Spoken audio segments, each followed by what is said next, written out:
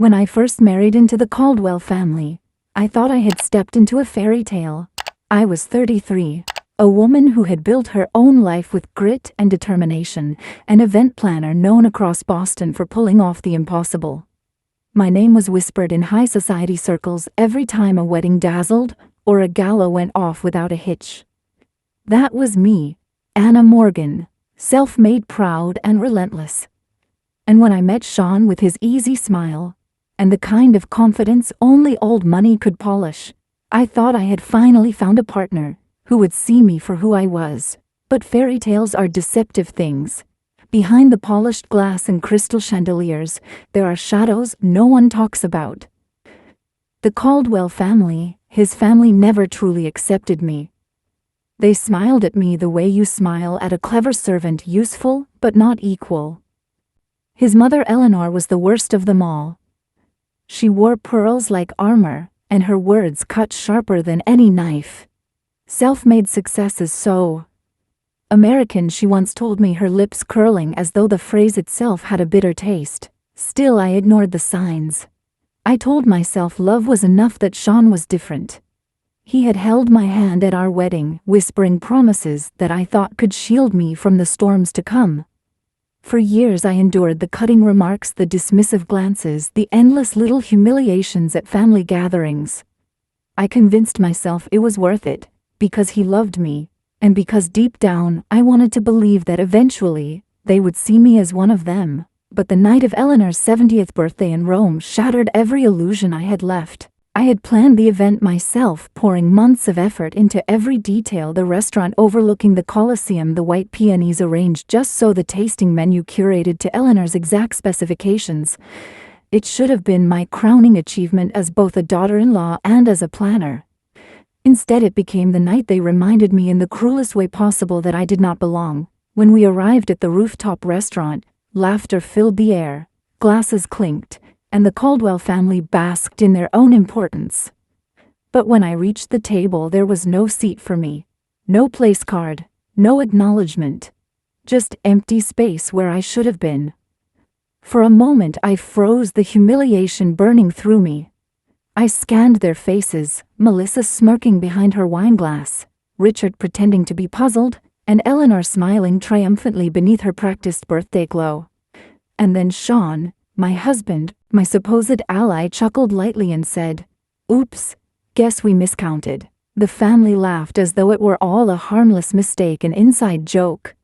But I saw it for what it was, a carefully orchestrated exclusion designed to make me small, to erase me in front of them all. My heart thundered, but my face remained calm. And with a voice steadier than I felt, I said, "Seems I'm not family." 4 words, simple, devastating, final. I turned and walked away before they could script the next line of their play, before Eleanor could play the part of the gracious matriarch, consoling her fragile daughter-in-law. I would not give them that satisfaction. Instead, I stepped out into the Roman night, my hands trembling as I pulled out my phone. What they did not know, what they could never have anticipated, was that I had spent years building not just my career, but my defenses. Every reservation, every deposit, every arrangement for this lavish birthday week was made under my name through my company's accounts, and in that moment of cold clarity, I realized I held all the strings. Sitting at a cafe across the street, I sipped an espresso as I began to pull them one by one: the vineyard tour, the Vatican guide, the yacht excursion along the Amalfi Coast, even the villa in Tuscany, all cancelled with a few taps on my phone. Deposits refunded back to my business account, their carefully constructed facade unraveling thread by thread. They had thought they were humiliating me, but in reality they had handed me the perfect stage for my revenge. And when the bill for Eleanor's grand birthday dinner arrived and the staff informed them that their credit had been revoked, that their guarantees were gone, they would finally understand. They had tried to show me my place. Now I would show them theirs. I didn't sleep that night. The glow of Rome felt different from the cafe window, less romantic, more electric, as if the city itself pulsed with my fury. Every beep of a cancellation confirmation that landed in my inbox was like a drumbeat steadying my rage into resolve. By the time dawn painted the cobblestones gold, the Caldwell's entire itinerary had been gutted. Their perfect Roman holiday had crumbled into dust, and they had no idea that the woman they dismissed as insignificant had orchestrated it. When I returned to the hotel the next morning, Sean was waiting in the lobby. His tie was crooked, his eyes wild with frustration. He grabbed my wrist before I could pass him. "What did you do, Anna?" he hissed. I pulled free, meeting his glare with calm ice. "What I had to." He laughed bitterly, loud enough that a few heads turned. "You embarrassed them. My family. You think this is revenge? This is childish. Petty." For years I had cowered when his voice hardened like that, but not anymore. "No, Sean. Childish was your mother smiling while she erased me at her table. Petty was you laughing along when they left me standing like a stranger. What I did was justice." He flinched as though I had struck him. And for the first time I realized he wasn't my shield, he had always been their accomplice. The days that followed were a spectacle I savored from a careful distance. Eleanor's birthday dinner had ended in chaos, the bill unpaid, the restaurant manager refusing their pleas for leniency. Word traveled quickly in their circles. The yacht company refused their calls. The villa in Tuscany turned them away at the gate. Even their precious vineyard tour sent a polite but firm message: reservation cancelled, non-refundable. Each humiliation stripped away the polished veneer Eleanor had worn like a crown. I saw it in her posture when she passed me in the lobby, her pearls slightly askew, her smile brittle. She didn't confront me directly, no, she was too proud for that, but her silence was louder than any outburst. And Sean? He unraveled. Meetings with his siblings ended in shouting matches that echoed through hotel hallways. I heard Melissa screech one night, "She's ruining us." The irony tasted sweet, but beneath the triumph, I carried a hollow ache. I had wanted revenge, and I had achieved it. But revenge does not stitch up old wounds. It doesn't undo years of biting comments, of being treated like I didn't belong. It only exposes the rot. On the final night in Rome, I stood alone on the balcony of our hotel suite. The city glimmered below me, eternal and indifferent. Sean came in quietly, his voice low and tired. "You've made your point," he said. "But was it worth it, losing this family?" I turned to face him, my chest heavy. "I didn't lose them, Sean. They lost me. And they never cared enough to notice until now." His eyes flickered with something, regret maybe, or recognition, but he said nothing more. When we flew back to Boston, the Caldwell family's whispers followed us. Their allies pulled away, hesitant to be associated with the scandal. Clients canceled deals. Invitations vanished. And while Sean seethed, blaming me for every fracture, I knew the truth. Their empire hadn't cracked because of me. I had only revealed the weakness already there. In the quiet of my own apartment, because I refused to return to their estate, I poured myself a glass of wine and let the silence settle around me. I had been humiliated, yes.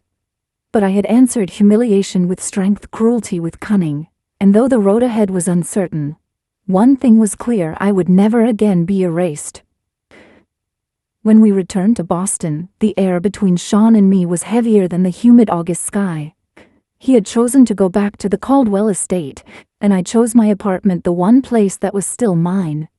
For days I didn't hear from him, but I heard enough from others. My phone buzzed constantly with whispers from colleagues in the event planning world. What happened in Rome, they asked, voices half in awe, half in fear. The story had traveled faster than the speed of gossip. Eleanor Caldwell's birthday trip, once intended to be a showcase of wealth and grandeur, had become a laughingstock. A cancelled dinner, revoked reservations, a family scrambling and humiliated in the Eternal City. It was irresistible fodder. And though no one could prove I had orchestrated it, many suspected. Some admired my audacity, others called me reckless. But one thing was certain: I was no longer invisible. Then came the night Sean showed up at my door. He looked older, his shoulders sagging beneath the weight of his family's fury. For a moment I almost pitied him. "They're done with you," he said flatly, without even a hello. "My mother, my sisters, they'll never forgive you for Rome." I met his stare with calm resolve. "They never accepted me to begin with. Rome only made it official." He exhaled, running a hand through his hair. "You humiliated us. Do you know how hard it will be for me to repair those relationships?" I laughed, bitter and low. Repair, Sean. They never saw me as your equal. They treated me like a stain on their perfect tablecloth. And you laughed along with them. You let them erase me." He flinched, his jaw tightening.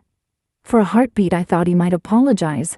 But instead he muttered, "Maybe you were never cut out for this family." That was the final crack. I felt something in me harden, settle. "Maybe you're right," I said softly.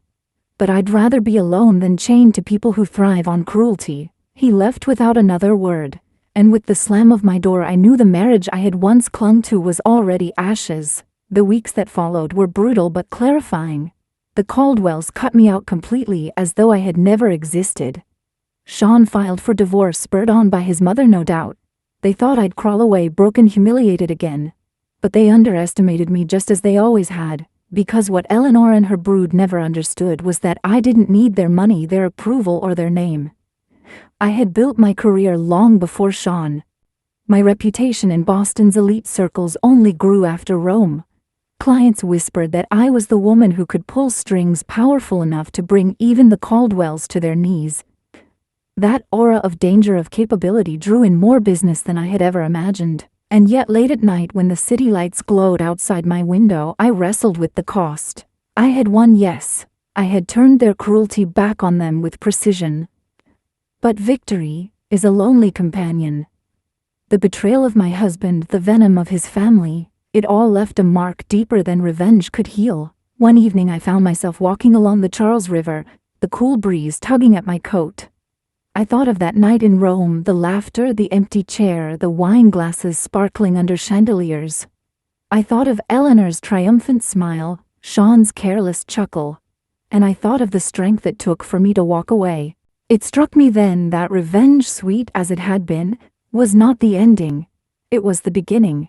The beginning of reclaiming my voice, my dignity, my life. And as I stood by the water watching the ripples catch the last light of the day, I whispered to myself, "They tried to erase me, but I wrote myself back in bold ink."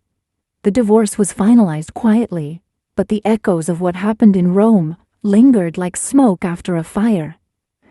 The Caldwell family tried to spin their narrative, of course, painting me as unstable, vindictive, unworthy of the life their precious Sean had given me.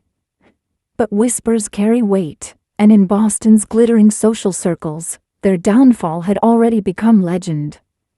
Eleanor had wanted her birthday to crown her legacy. Instead, it had crowned her humiliation. I remember sitting in my office the day the final papers came through. The ink was barely dry, but the heaviness I expected never came. Instead, there was clarity, freedom. For years I had bent myself into shapes to fit at their table, to soften my edges so I might be tolerated. And in the end, I realized I had never needed their table at all. I could build my own. Sean tried once more to reach out after the divorce. He came to my apartment, his voice low, almost tender. "You know, Anna, we could have fixed this. If you'd just swallowed your pride, if you hadn't turned Rome into a battlefield." I looked at him, really looked at him, and saw the man I had once loved through the haze of who he had become. "No, Sean. What I swallowed for years was my dignity. Rome wasn't a battlefield, it was a reckoning. And you chose your side." He left soon after, and I knew it was the last time I would ever see him. In the months that followed, I threw myself into my work, not as an escape, but as a reclamation. My business flourished. My name carried a new edge, and clients whispered about my resilience as much as my artistry. Some even called me ruthless. Perhaps I was. But ruthlessness, I learned, is simply what they call a woman who refuses to be erased. Eleanor and her family receded into the background. Their empire tarnished, their power diminished. I would hear from time to time of cancelled contracts, of invitations that no longer arrived, of doors quietly closing on them. I didn't need to gloat. Life was delivering its own verdict, and yet in the quiet moments I still carried the ache of betrayal. Because revenge, no matter how sweet, does not heal the wound of being unloved by those you tried so desperately to please. But it does something else. It sets you free from the need to please them at all. Now as I sit here telling you this story, I realize what I want you to take from it is not bitterness, but strength. If you've ever been excluded, Humiliated, treated as less than. You are not powerless. You are not voiceless. You hold the pen to your own story, and sometimes the bravest thing you can do is walk away from their table and build your own. Thank you for listening to mine. If it moved you, I'd be grateful if you could like, share, and subscribe, and tell me in the comments if you've ever faced betrayal and found your strength in unexpected ways. We learn from each other, and your story might be the one that saves someone else. Because family isn't defined by who claims you, it's defined by who respects you. And sometimes the sweetest revenge is simply living a life they can no longer touch.